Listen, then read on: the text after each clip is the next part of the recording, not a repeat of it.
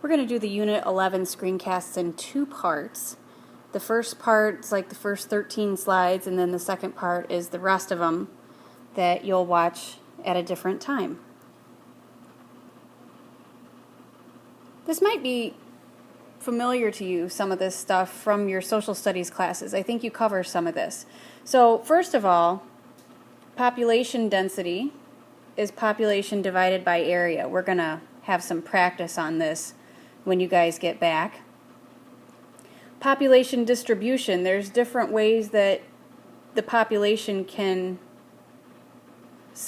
distribute itself, position itself in a given area. Is it the same distribution all the way through? That would be uniform. Really spread apart is scattered or in clumps. In different areas there are higher concentrations than others. And then population range is how many parts of the world does the population inhabit. Limiting factors.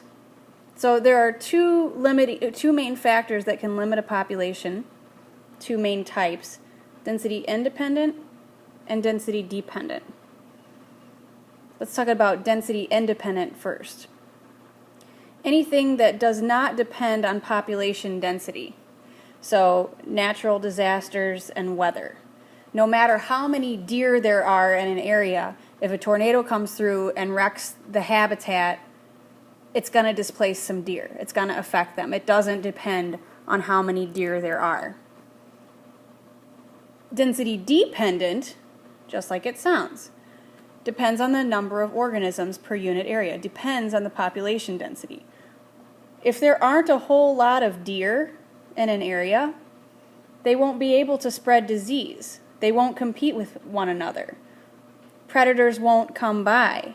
Parasites won't be spread from one deer to the next because they're not in close contact with one another. Growth rate. How a population grows depends on birth rate, death rate, emigration, moving out of a population, so think exit, immigration, moving into a population. If a population grows, there are two different ways it can happen, exponentially or logistically. So exponential growth is rapid, out of control growth. This is when there are unlimited resources. That population can grow as much as it wants to. And what this is called is a J-curve. If you look at this graph,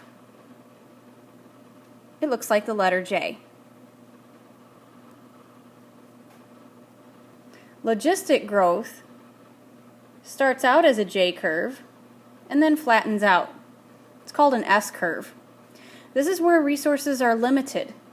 There's a top level of population growth, and that's called carrying capacity, the maximum number of individuals an environment can support. If we take a look at the human population growth, kind of wasn't growing a whole lot at all to start out, and then as the Industrial Revolution began, right here,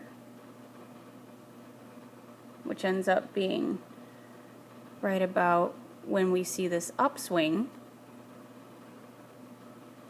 the human population is growing exponentially. So it's exponential growth, or a J-curve. It started when the Industrial Revolution began, because technology and medicine, there were all kinds of developments that started there that made living as a human easier. The carrying capacity hasn't been reached because we keep outfoxing it as humans. We develop new medicines to treat diseases or vaccines. We have technology. We build up off of the ground, so we increase the amount of space we have. We keep outfoxing our carrying capacity.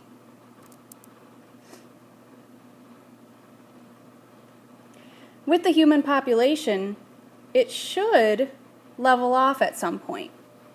With low birth and death rates, These are called MDCs, more developed countries. High birth rates and high death rates are a characteristic of LDCs, less developed countries.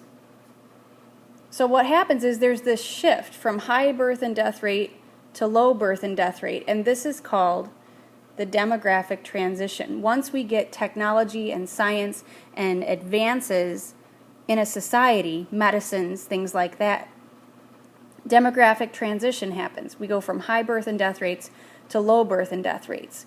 So again, this is high birth and death rates are the LDCs, the less developed countries. Low birth and death rates are the MDCs, the more developed countries. I think you guys have seen perhaps age structure diagrams in your social studies classes. Different things you can tell. First of all, number of people of reproductive age. Second of all, the number of people who will die soon. And thirdly, the number of people who were born recently. So let's take a look here. This is Kenya on the far left. This is people of pre-reproductive age. So lots of young folks, high birth rate. Post-reproductive age right here, not a whole lot of them, so a high death rate. So this is an LDC, less developed country. Hasn't completed the demographic transition yet.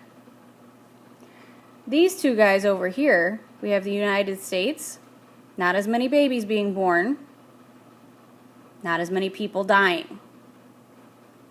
Germany, actually we see it almost looks like a tree. Very few babies being born, about the same amount of people dying. So these are more developed countries. So Germany and the United States have completed the demographic transition. We'll start up with biodiversity in the next screencast.